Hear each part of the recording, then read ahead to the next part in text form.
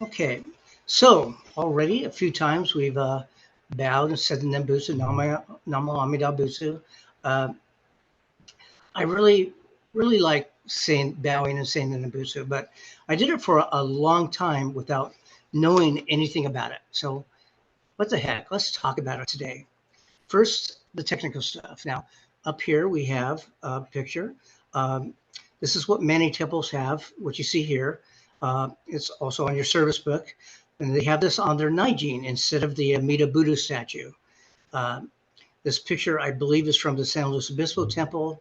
Now, a lot of Shin Buddhist temples have this, but a lot of them also, like our temple at OCBC, we have a statue of Amida Buddha because we tend to relate better to like human figures.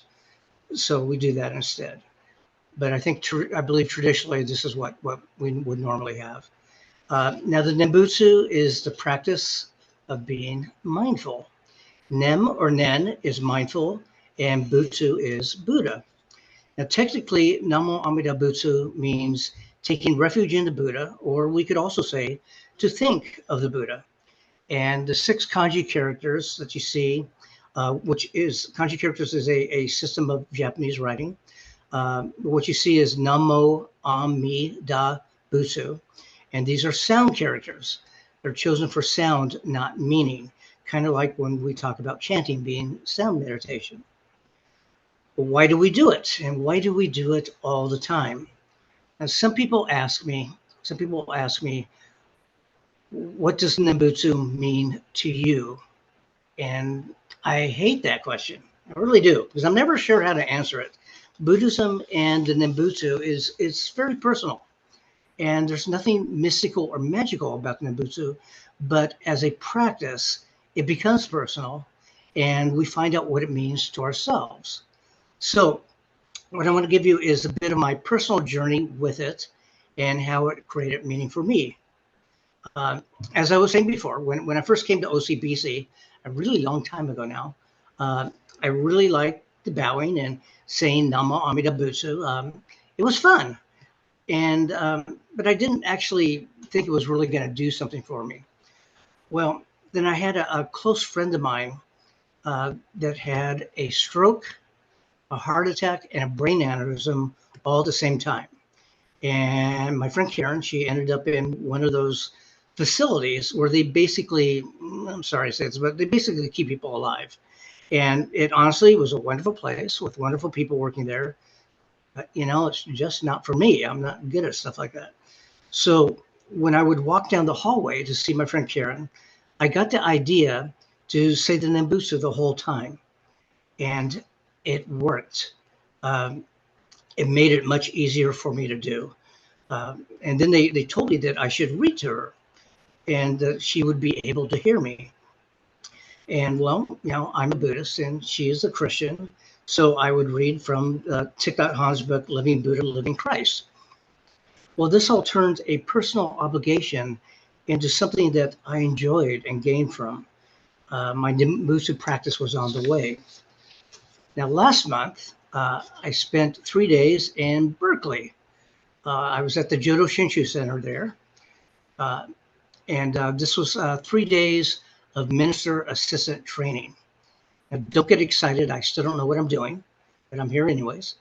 But what I loved about the 3 days there, because we were all together for 3 days, it was pretty cool.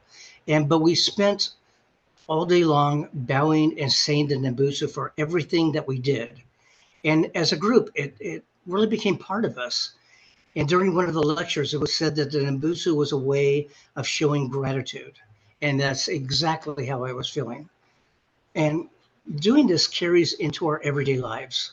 I left Berkeley and I went to San Francisco for a couple of days.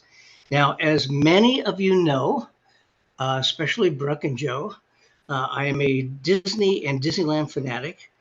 And so I went down to the Presidio. Go ahead and put up the next picture, Ann. Thank you. So I went to the Presidio, and here it comes.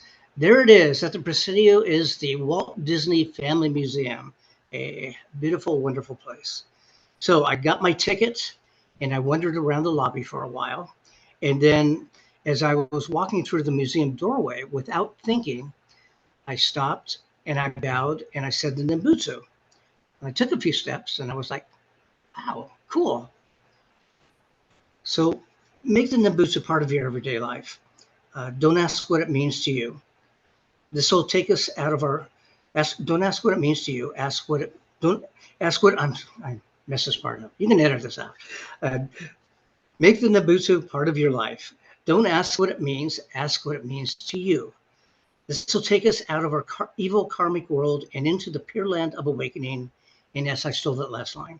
Or you go and well, I want to add a little tag onto this. You can go ahead and put up the next picture. Thank you. Thanks, Ed. Ah, there we go. How cute. Better look at that to me. So on my way home, I stopped at Morro Bay for a couple of days. I love Morro Bay. It's a quiet little seaside town where nothing happens. It's pretty cool. So what we have here is two California sea otters. It's two otters. It's not a two-headed otter, I promise you. So what's really interesting about the California sea otters is not only do they never leave the water, but they never leave the area where they're born. At one point, they took three males out to Santa Barbara Island, or the islands, for breeding. And a few months later, the otters swam back. The otters knew that Morro Bay is where they ought to be. Now, we spend so much time thinking, if I had a new car or a job, I would be happy. The otters are happy and content right where they're at. So they stay there. They're smarter than us. We have been outwitted by otters. So be thankful for what you have and don't worry about what you don't have. Now, please join me in Gasho. Namo Busu. Namo Busu.